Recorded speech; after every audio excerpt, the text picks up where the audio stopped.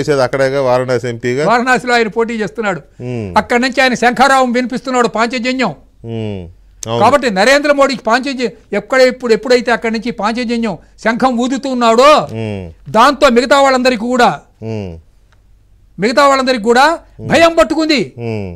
అదే మిగతా వాళ్ళందరికీ కూడా భయం పట్టుకుంది. బొంబం బసవయ్య రంకె వేస్తే, కాశీ నుంచి రంకె వేస్తే, ఇది ఒక చిన్న కవిత వినిపించాను.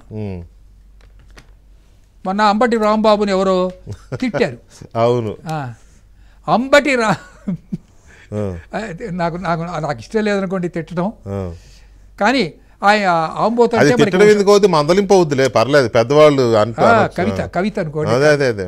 అంబటి రాంబాబును ఆంబోతు అని తిడితే ఆంబోతు సిగ్గుతో తల ఉంచుకుంది. దాంట్లో ఇప్పుడు దాంట్లో తిట్టే ఉంది సార్, శ్రీశ్రీ అంతటి మహానుభావుడే లంజా కొడుకులు అనే పదం వాడాడు. నందీశ్వరుడు తల ఉంచుకున్నాడు. లంజా కొడుకులు అనే పదం వాడాడు కదా, అంత పెద్ద మహానుభావుడు. వాడకూడదు అని అంటే అది అంతే కాబట్టి తిట్టేలా అవుతుంది, అది పర్లేదు అని అనుకుందాం. ఇందాక మీకు వినిపించాను నేను, అది కూర కమ్మగా ఉందంటే తినడం మానివేశాడు జగన్ రెడ్డి. కాపు శబ్దం వచ్చిందని కాపురాలు చేసుకోవద్దంటున్నారు. ఓకే, కాపురాలు చేసుకోవద్దు ఎందుకంటే అదో కాపు అనే మాట వచ్చింది అందులో.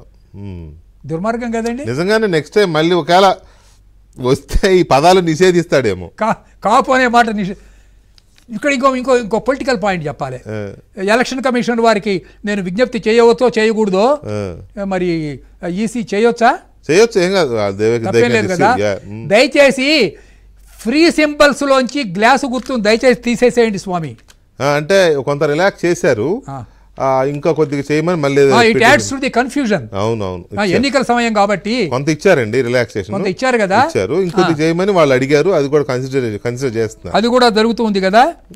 తర్వాత కవిత అంటే కవిత పోయిట్రీ, కవిత అంటే పద్యం అనుకున్నాను, మద్యం అని తెలిసింది.